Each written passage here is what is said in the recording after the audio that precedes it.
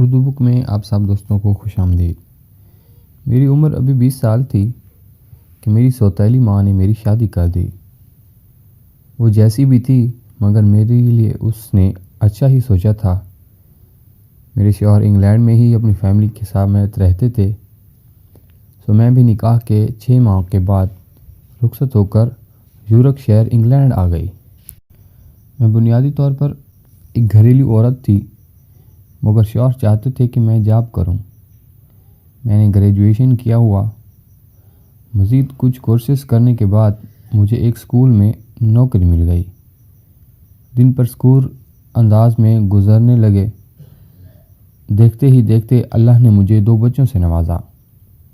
میری ساس گھر پہ ہی ہوتی تھی اور بچوں کی دیکھ بھال اب آسانی کر لیتی تھی۔ بڑی بیٹی ہانیہ 4 سال کی اور چھوٹی بیٹی شائنہ 6 ماہ کی ہوئی تھی۔ انہی دنوں میری ساس کی طبیعت خراب رہنے لگی مگر وہ زہر نہ ہونے دیتی تھی۔ اکثر ہانیہ شکایت کرتی کہ دادو کمرے میں کسی سے بات کرتی ہیں۔ میں اس کو چپ کروا دیتی کہ فون پہ بات کرتی رہی ہوں گی۔ وقت گزرتا گیا اور میری چھوٹی بیٹی 2 سال کی ہو گئی۔ یہ دونوں ساس بے حد بیمار ہو گئی، حتیٰ کہ وہ کسی سے بات بھی کرنا نہیں چھوڑ گئی۔ میں اس صورتحال سے واقف کافی پریشان تھی۔ ڈاکٹرز نے ان کو ہسپتال میں داخل کر لیا۔ میں نے اسکول سے چھٹیاں لے لی اور گھر اور بچوں کے ساتھ ساس کا بھی خیال رکھنے لگی، مگر وہ نہ بچ سکی اور شام خاموشی سے اس نے ان کی آواز میں نہ جانے کیا تھا، میں لرز کر رہ گئی۔ شوہر سے ذکر کیا تو بولے ہسپتال سے جانے کا کہتی ہوں گی۔ ان کو ہسپتال اور دوائیوں سے بہت الرجی تھی، اس لیے میں بھی یہیں سمجھ بیٹھی، مگر میں نہیں جانتی تھی کہ وہ ہم سے کیا کہنا چاہتی تھی۔ اگلے دن ان کی موت سے ہمارا گھر افسردہ ہو گیا۔ ایک ماہ ان کو پاکستان لانے اور تدفین وغیرہ میں لگ گیا۔ واپس گھر پہنچی تو نوکری کی فکر ہوئی۔ شوہر سے بات کی کہ نوکری چھوڑ دی جائے تو وہ بولے اب بچے بڑے ہو رہے ہیں، اسکول میں تم ہوگی تو ان کی فکر نہیں ہوگی۔ میں بھی سوچ میں پڑ گئی۔ ہانیہ تو میرے اسکول جاتی ہے مگر شائنہ ابھی چھوٹی تھی، اس کے لیے ڈے کیئر کا انتظام بھی نہیں کیا تھا۔ پڑوسن ایک اچھی عورت تھی، اس کے پاس چھوڑ کر میں پہلے دن اسکول گئی۔ طویل غیر حاضری کے بعد کام کا لوڈ تھا۔ آتے آتے شام کے 4 بج گئے۔ بھگم بھاگ بڑی بیٹی کو لیے پڑوسن کے پاس آئی، دیکھا تو شائنہ سو رہی تھی۔ بہت شکر ادا کیا۔ پڑوسن نے چائے پہ روک لیا، چائے کی طلب بھی تھی، سو میں بیٹھ گئی۔ اس کا نام سارا تھا اور وہ بھی مسلم تھی۔ اس کے 2 بیٹے تھے جو اسکول جاتے تھے۔ سارا نے بیبی سٹر کی تجویز دی۔ وہ کمپنی کو جانتی تھی جہاں سے بیبی سٹر کی خدمت حاصل کی جا سکتی تھی۔ اندھا کیا چائے 2 آنکھیں۔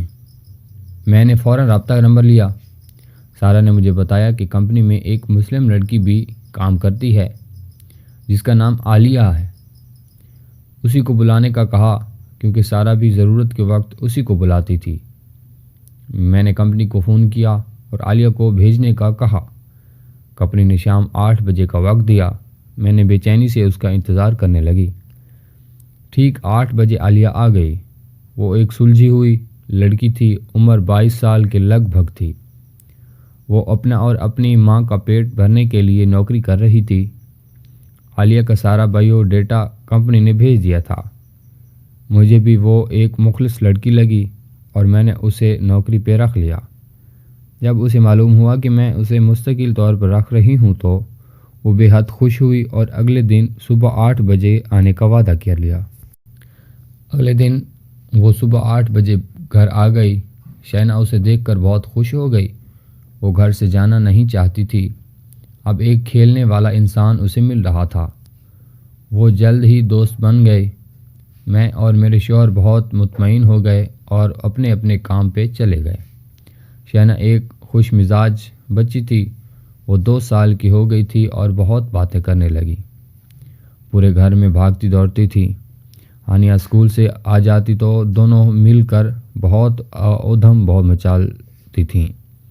دیکھتے ہی دیکھتے 1 ماہ گزر گیا اور عالیہ نے میرا بھروسہ جیت لیا۔ وہ ایک اچھی اور مخلص لڑکی تھی۔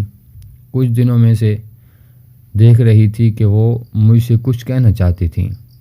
کئی بار وہ کچھ کہنا شروع کرتی مگر بات کو چھوڑ دیتی تھی اور خدا حافظ کہہ کر نکل جاتی تھی۔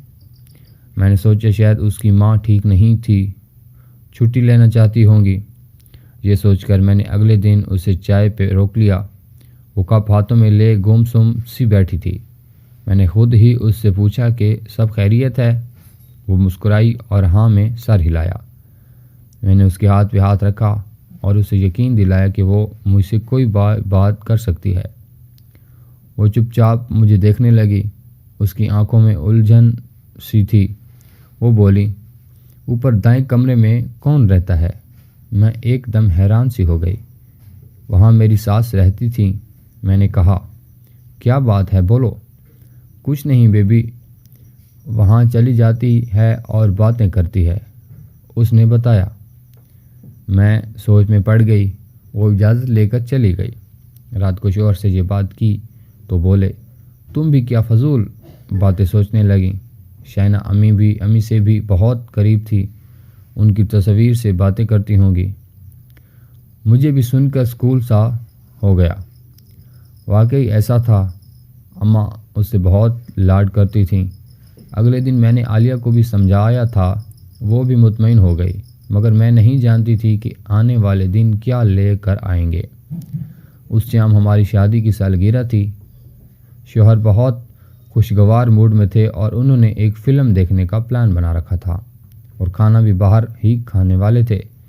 میں نے عالیہ سے بات کر لی کہ وہ رات 11 بجے تک بچوں کے پاس ہی رک جائے۔ ہماری کوشش تھی کہ ہم جلد گھر آ جائیں۔ وقت مقررہ پر عالیہ گھر آ گئی۔ شام کے وقت 6 بجے تھے۔ بچیاں ٹی وی پہ کارٹون دیکھ رہی تھیں۔ میں نے عالیہ کو سب اوقات سمجھا دیے کہ بچیوں کو 8 بجے سونے کے لیے اوپر ان کے کمرے میں لے جائے اور کھانا اور کھا چکی تھیں۔ عالیہ کے لیے فریج میں کھانا موجود تھا جو وہ کھا لے۔ ایمرجنسی کے طور پر وہ مجھے یا میرے شوہر کو کال کر سکتی تھی، مگر میں نہیں جانتی تھی کہ میں اس کی زندگی کو داؤ پہ لگا کر جا رہی تھی۔ ہم چل گئے، باہر فلم دیکھی، کھانا کھایا ہوٹل میں اور پھر آئس کریم کھانے چلے۔ پیچھے عالیہ کالز کرتی رہی مگر میرا فون سائلنٹ موڈ پر تھا اور میرے شوہر کا بھی۔ جب ہم واپس آ رہے تھے تو میں نے اپنے فون میں عالیہ کی اتنی کالز دیکھیں، میں ڈر گئی کہ بچے خیریت سے ہوں۔ جب گھر پہنچے تو پاؤں سے زمین نکل گئی اور سانس حلق پہ اٹک گئی۔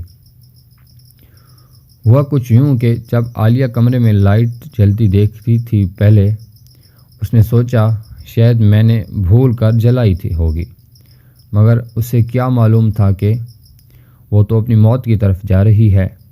جب اندر داخل ہوئی تو امی کی جگہ ایک چڑیل بیٹھی تھی جس کے لمبے بال اور آنکھوں سے خون جاری تھا۔